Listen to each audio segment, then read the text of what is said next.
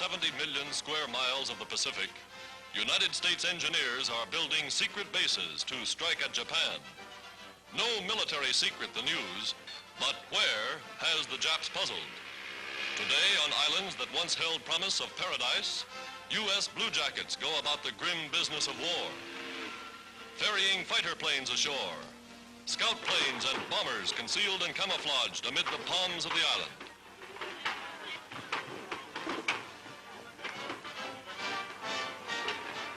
Moving in with plenty of aviation gasoline, oil, and supplies. All the necessary equipment for invasion or defense.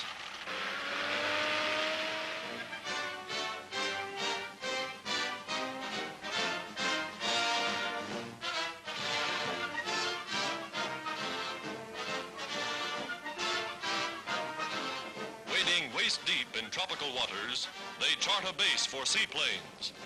Ashore, giant tractors blaze clearings among the palms.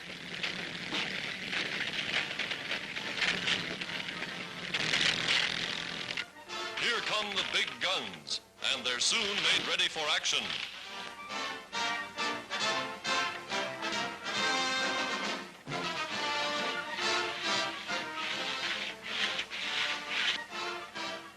Patrolling the strongholds from which the United Nations plan their offensive against Japan.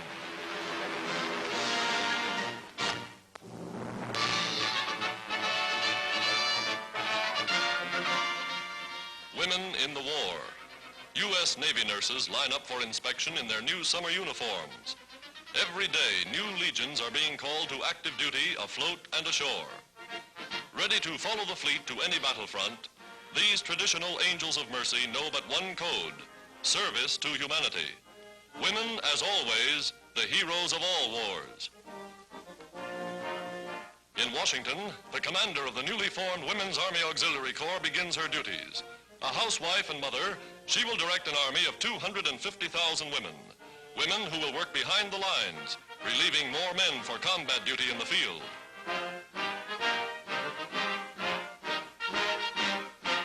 The first call for volunteers brings thousands to recruiting stations. Upon passing rigid examinations, they will undergo intensive training, live like regular soldiers under strict Army regulations. American women signing up to fight shoulder to shoulder with their men. The commander at the Capitol. For the first time in history, the Army now has an authorized army of women.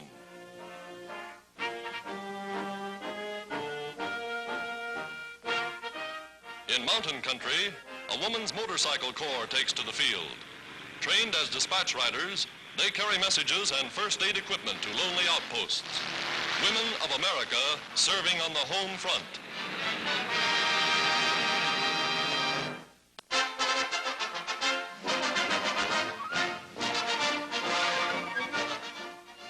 The greatest lineup of champions to take the field since the last Olympic Games features the American Athletic Union track meet at New York City.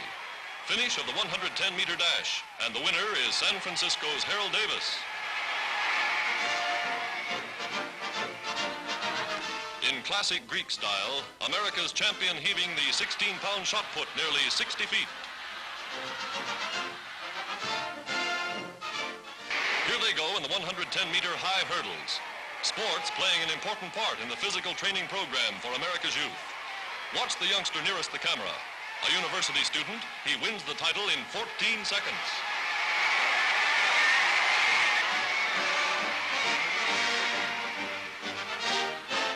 And here's the pole vaulter they all talk about, Warmerdam. Only man ever to leap higher than 15 feet. Champion of the world, par excellence.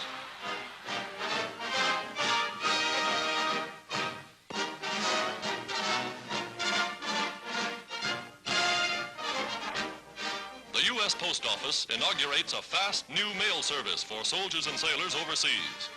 Letters written on special forms, 4 by 5 inches when folded, are stamped and posted like regular mail.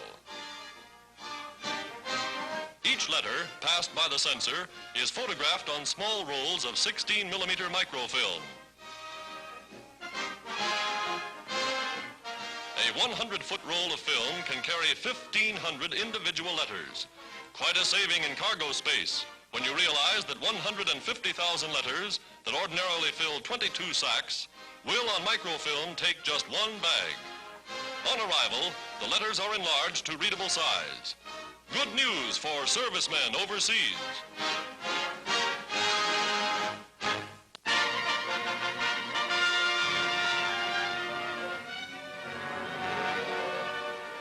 Filmed under fire.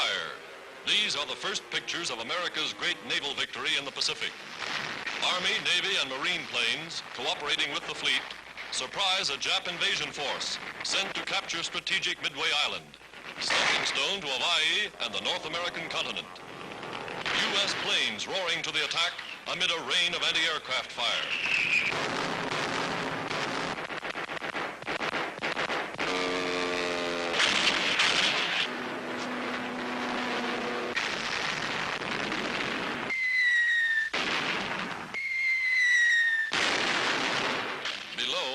A blazing enemy cruiser fatally hit, maneuvering to get away. Dazed by the unexpected sea and air assault, the Japs seek desperately to escape.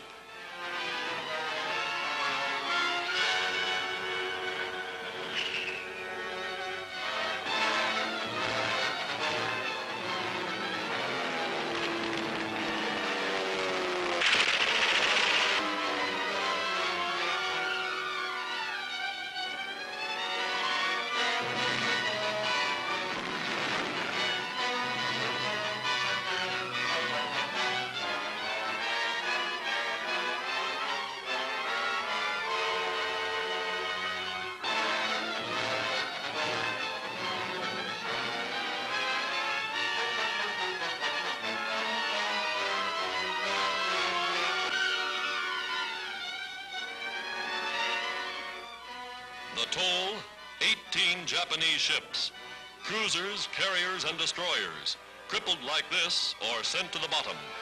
A blow more than equal to the defeat Japan suffered in the Battle of the Coral Sea.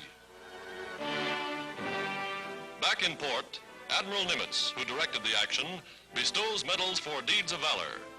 They fought the strangest naval battle in history, a battle in which the ships were hundreds of miles apart. The stories told by these hero pilots may rewrite all textbooks on naval warfare. They proved again and again that warplanes can blast battleships and transports. In one epic engagement, these men upset the balance of power in the Pacific.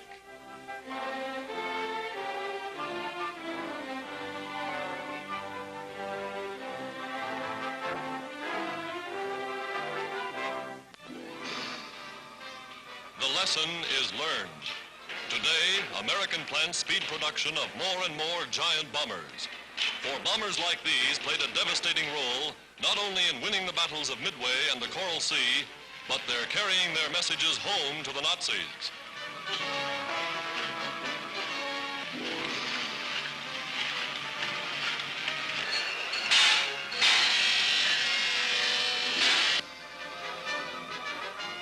Operating day and night on a 24-hour mass production schedule. America giving wings to the greatest armada of fighting ships the world has ever known. And here are more men ready to fly them. Midshipmen saluting the color girl as families of naval cadets come to see their sons made officers of the fleet and the Fleet Air Arm.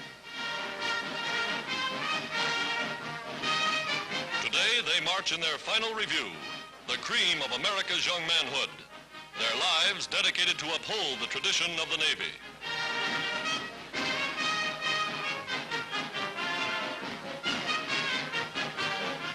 Inside the historic hall of the old academy, they received their wartime commissions a year early.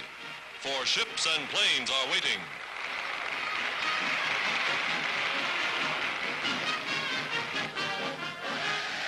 New fighting men ready to man America's all-ocean Navy.